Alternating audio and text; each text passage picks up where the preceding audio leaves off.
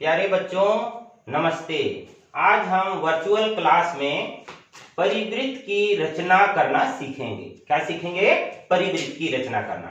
तो परिवृत्त की रचना करने में हमारे एक प्रश्न है, परिवृत्त की रचना कीजिए जब त्रिभुज ABC में AB equal to BC equal to CA equal to क्या है आपका 6 सेंटीमीटर है। तो हमको यहां पर क्या क्या दिया गया है? हल ज्ञात है। क्या ज्ञात है हमारे पास? त्रिभुज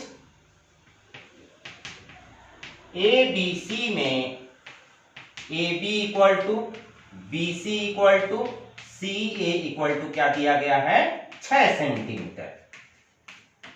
हमको रचना क्या करना है? रचना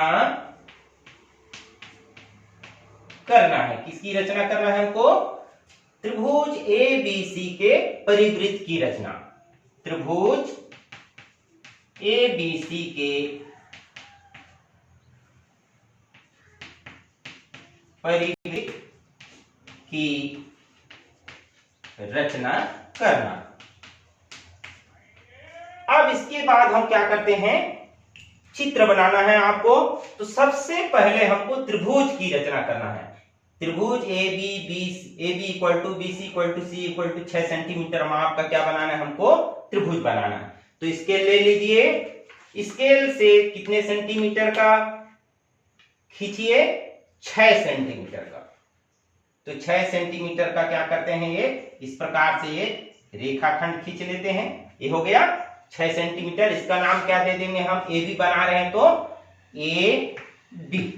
ये कितना सेंटीमीटर है? 6 सेंटीमीटर है। क्योंकि भुजा BC भी 6 सेंटीमीटर है और भुजा CA भी 6 सेंटीमीटर है, अर्थात ये समबाहु त्रिभुज है। अर्थात ये हमारा माप 6 सेंटीमीटर का है। तो यहीं से माप ले लेते हैं प्रकार से। अब इसका नुकीला सिरा को A बिंदु पर रखिए। तो हमको C बिंदु प्राप्त करना है। क्या प्राप्त करना है? C। तो इधर से AC मिलेगा और इधर से हमको क्या मिलेगा? BC। इस प्रकार से क्या कर दिए? चाप काट दीजिए। चूंकि 6 सेंटीमीटर इधर से भी है तो अब नुकीला सिरा को कहां रख देते हैं? B बिंदु पर, और पहले चाप को प्रतिच्छेद करते हुए चाप काट देना है। अब इसको क्या कर दीजिए? जिस बिंदु पर चाप कटेगा वो कौन सा बिंदु हो जाएगा? आपका C। अब इसको BC और AC को क्या कर दिए? मिला दिए। BC और AC को मिलाने के बाद अब हमको किसकी रचना करना है? लंब समद्विभाजक की रचना करना है। किसकी रचना करना है? लंब समद्विभाजक। तो लंब समद्विभाजक की रचना के लिए इसमें से कोई भी दो भुजाओं का, कम से कम कितनी भुजाओं का? कोई भी दो भुजाओं का क्या खींच लेते हैं? लंब समद्विभाजक। मैंने AB भुजा का सबसे पहले लंब समद्विभाजक खींचता हूं। तो लंब समद्विभाजक की रचना के लिए क्या करेंगे? रेखाखंड AB का आधा से अधिक त्रिज्या लेंगे। क्या लेंगे? आधा से अधिक त्रिज्या। देखो मैं नुकीला सिरा B बिंदु पर रखा और इस प्रकार से एक चाप काट दिया। अब नीचे की ओर रेखाखंड की दूसरी ओर एक चाप काट दीजिए। अब इसकी त्रिज्या को बदलना नहीं है, सेम त्रिज्या, इसी त्रिज्या का अब बिंदु A पर नुकीला सिरा रखिए और इस प्रकार से चाप काट दीजिए कि पहले चाप को क्या होना चाहिए? प्रतिच्छेद करना चाहिए। नीचे भी चाप काट दीजिए ताकि पहले चाप को क्या होना चाहिए? प्रतिच्छेद करना चाहिए। अब इसको क्या कर दीजिए? स्केल की सहायता से इन प्रतिच्छेद बिंदुओं को मिला दीजिए। तो आपको एक रेखा प्राप्त होगा, वही क्या कहलाएगा? आपका लंब समद्विभाजक रेखा। इस प्रकार से इसको इस प्रकार से मिला देते हैं।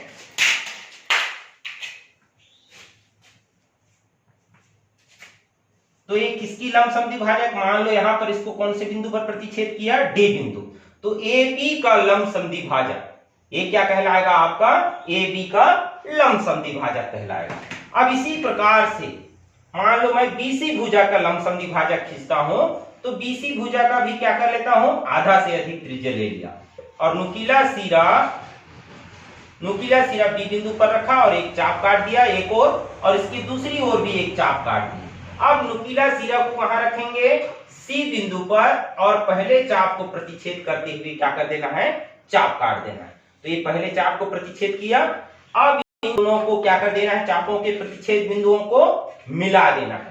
चापों के प्रतिच्छेद बिंदुओं को मिलाने से आपको बीसी भुजा का लंब समद्विभाजक प्राप्त होगा।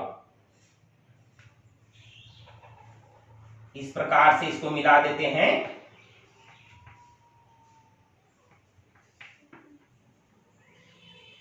ये आपको क्या प्राप्त हुआ, बीसी भुजा का लंब समद्विभाजक प्राप्त हुआ। ये जो रेखा है ये बीसी भुजा का क्या है, लंब समद्विभाजक। ये दोनों लंब समद्विभाजक क्यों कहते हैं इसको, जैसे इस रेखा को लंब समद्विभाजक क्यों कहते हैं, क्योंकि ए बी को दो बराबर भागों में बांट रहा है, ए डी और बी डी के रूप में, और यहाँ पर क्या है, साथ में लंब भी है, इसलिए लंब समद्विभाजक है। अब इन लंब समद्विभाजकों के प्रतिच्छेद बिंदु का नाम क्या दे दिया मैंने, ओ दिया। क्या दिया, ओ। अब क्या करना है, आपको प्रकार लेना है।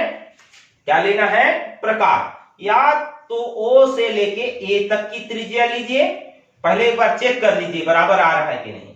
ओ से लेके ए तक की त्रिज्या, फिर ओ से सी तक की त्रिज्या, फिर ओ से बी तक की त्रिज्या।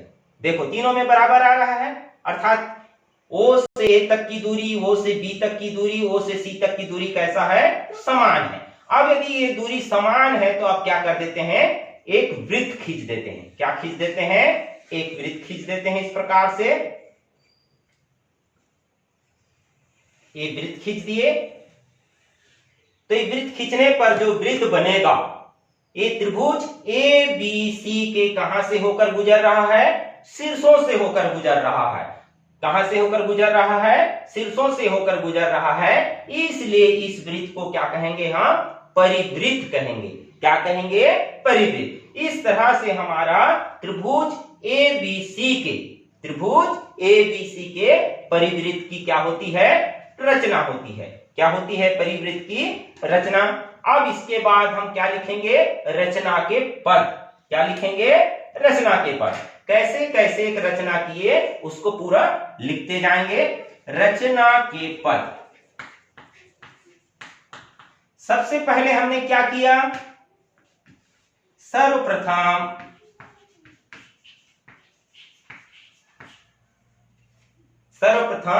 त्रिभुज ए बी सी की रचना किया, जहां A B equal to B C equal to C A equal to क्या है आपका 6 सेंटीमीटर। पहला। दूसरा स्टेप हमने क्या किया, भुजा ए बी और भुजा बी सी का क्या खींचा, लंब समद्विभाजक खींचा। भुजा ए बी और भुजा बी सी का लंब समद्विभाजक खींचा, जो एक दूसरे को परस्पर कौन से बिंदु पर प्रतिच्छेद कर रहे हैं, ओ पर। तो भुजा ए बी तथा बी सी के लंब समद्विभाजक भाजक खींचा, जो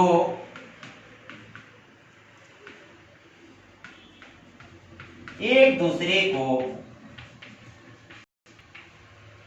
बिंदु ओ पर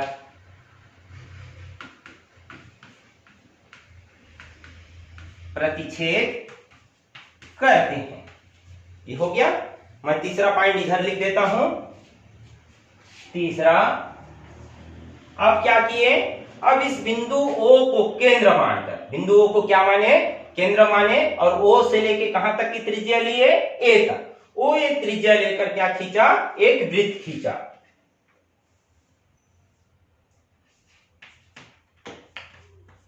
ओ ए त्रिज्या लेकर बिंदु ओ से एक वृत्त खींचा, एक वृत्त खींचा, जो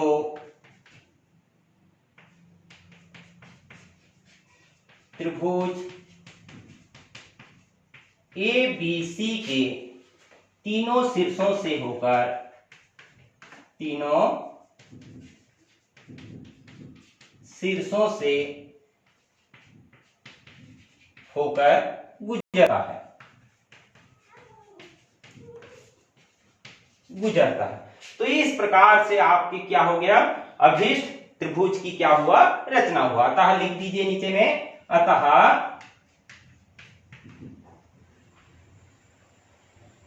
त्रिभुज ABC के अभीष्ट